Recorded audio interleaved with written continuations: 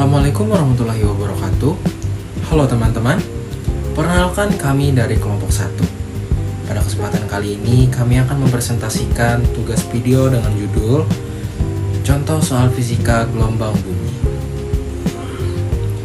Dalam video ini kami akan membahas beberapa contoh soal tentang gelombang bunyi beserta cara penyelesaiannya secara jelas dan mudah dipahami oleh teman-teman sekalian. Semoga video ini dapat membantu teman-teman dalam memahami materi gelombang bunyi. Selamat menyaksikan.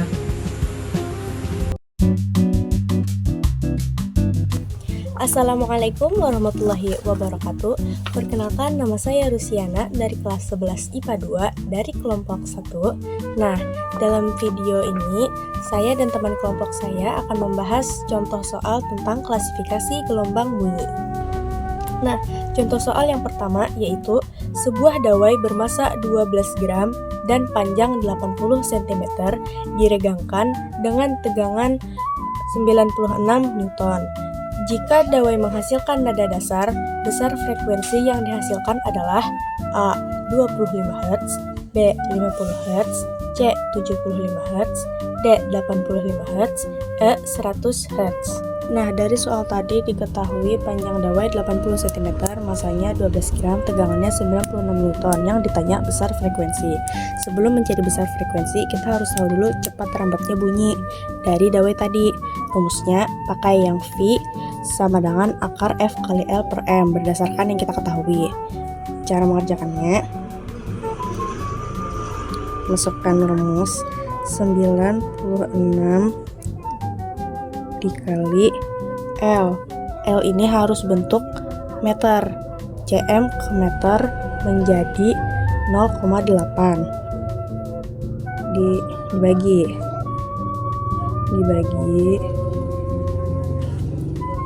12 gram. Gram diubah ke kilogram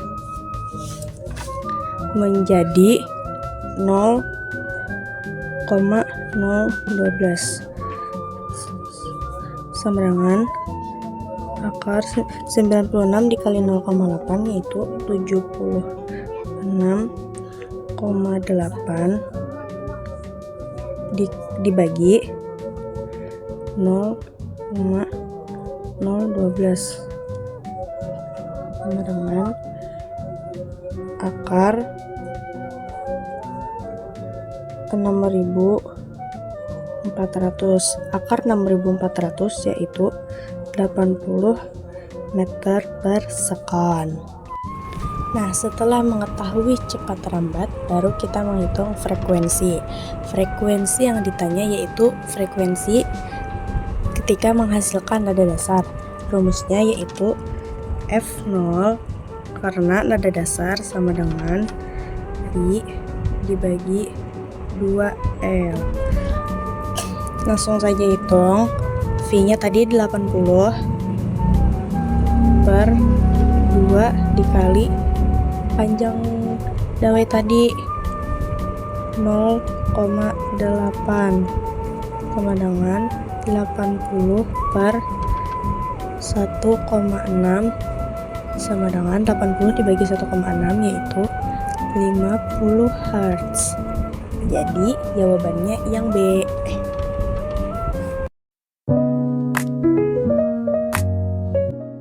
Pada soal ini kita membahas hubungan antara panjang dawai, tegangan, dan frekuensi pada dawai kita.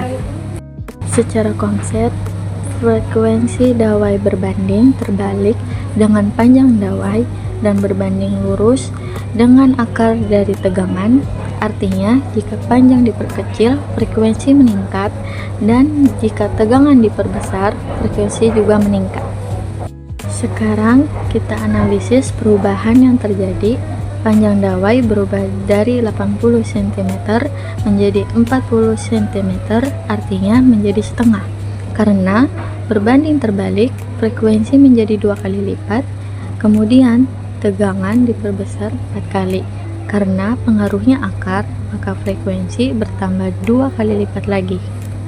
Ketahui panjang awal 80 cm, frekuensi awal 100 Hz, Panjang baru sama dengan 40 cm, berarti setengahnya. Tegangannya diperbesar 4 kali. Gunakan konsep hubungan frekuensi dawai. Frekuensi berbanding terbalik dengan panjang L. Frekuensi berbanding akar dari tegangan T.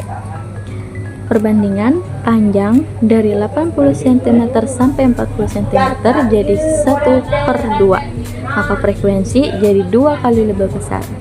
Tegangan diperbesar 4 kali. 4 sama dengan 2, frekuensi jadi 2 kali lebih besar. Hasil frekuensi baru 2 kali 2 kali 100 Hz sama dengan 400 Hz. Jadi total kenaikan frekuensi adalah 2 dikali 2, yaitu 4 kali lipat dari semula. Dengan frekuensi awal 100 Hz, maka frekuensi akhirnya adalah 400 Hz. Demikian jawabannya tepat adalah 400 Hz. Assalamualaikum warahmatullahi wabarakatuh. Perkenalkan, nama saya Muhammad Rahman, absen 19. Di sini saya akan menjelaskan asesmen 1 halaman 37 soal nomor 3. Jadi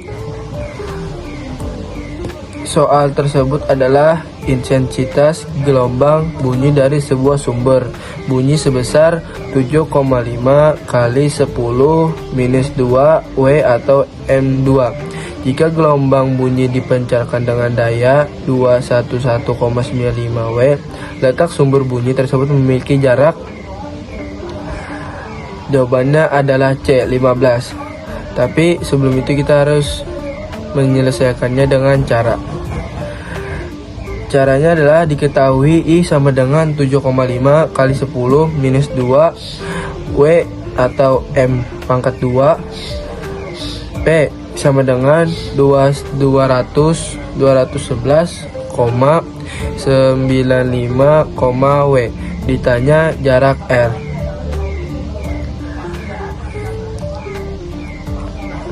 Soal ini tentang intensitas bunyi dari sebuah sumber. Intensitas I sama dengan besar energi bunyi yang sampai ke tiap 1 M pangkat 2. Daya P, total energi bunyi yang dipancarkan sumber. Jarak R, jarak dari sumber ke titik yang diukur. Karena bunyi menyebar ke segala arah, jadi kayak bunyi itu kayak menyebar ke seluruh ruangan, ke arah kemana-mana.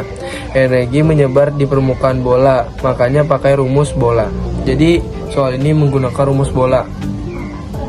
Rumus yang dipakai, semakin jauh dari sumber, intensitas semakin kecil, karena energi tersebar ke area yang makin luas. Jadi kayak areanya kalau luas, makin tersebar, intensitasnya makin kecil. Jadi dari soal berikut jawabannya adalah C, 15M. Terima kasih. Assalamualaikum warahmatullahi wabarakatuh. Saya M. Rahman Fadila dari kelas 11 IPA 2 ingin mempresentasikan soal asesmen nomor 5 tentang intensitas bunyi. Nah, diketahui sebuah sumber bunyi memancarkan gelombang ke segala arah pada jarak 5 meter dari sumber. Intensitas bunyi sebesar 3,6 kali 10 pangkat minus 5 per watt meter persegi. Pertanyaannya adalah, jika pendengar ingin menurunkan taraf intensitas bunyi menjadi 60 desibel, berapa jarak pendengar dari sumber bunyi? Langkah pertama, kita gunakan rumus taraf intensitas bunyi, yaitu beta sama dengan 10 log L per L0. Dengan diketahui beta 60 desibel dan L0 adalah 10 pangkat minus 12, kita cari intensitas yang diinginkan. Hasilnya, intensitas menjadi 10 pangkat minus 6 watt per meter persegi. Langkah berikutnya, kita gunakan konsep bahwa intensitas berbanding terbalik dengan kuadrat jarak. Kita bandingkan intensitas awal dan intensitas akhir. Lalu, masukkan jarak awal 5 meter. Setelah dihitung, kita dapatkan jarak pendengar adalah 30 meter. Jadi, kesimpulannya, agar taraf intensitas bunyi menjadi 60 desibel, pendengar harus berada sejauh 30 meter dari sumber bunyi. Sekian, itu saja penjelasan dari saya. Wassalamualaikum warahmatullahi wabarakatuh.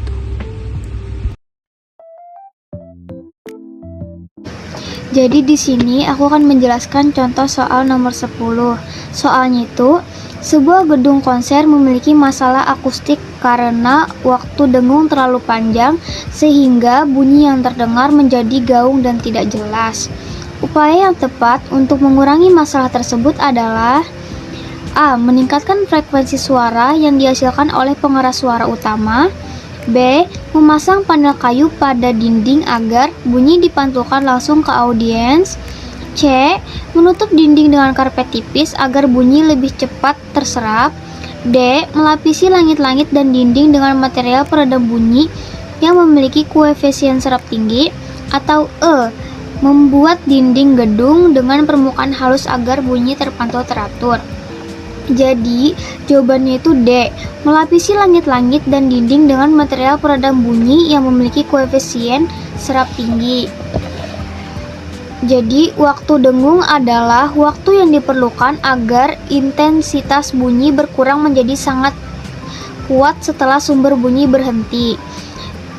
Juga, waktu dengung terlalu panjang, bunyi pantulan menimbulkan gaung untuk memperpendek waktu dengung.